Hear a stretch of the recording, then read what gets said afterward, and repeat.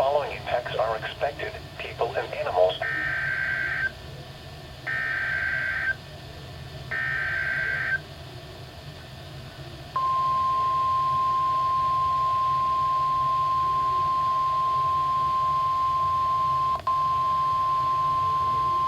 The National Weather Service.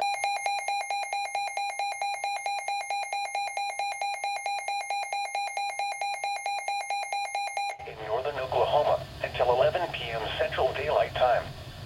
At 10:08 p.m. Central Daylight Time, a severe thunderstorm was located near Pond Creek, moving southwest at 20 miles an hour. Expected hazards include 70 miles an hour wind gusts and ping-pong ball-sized hail.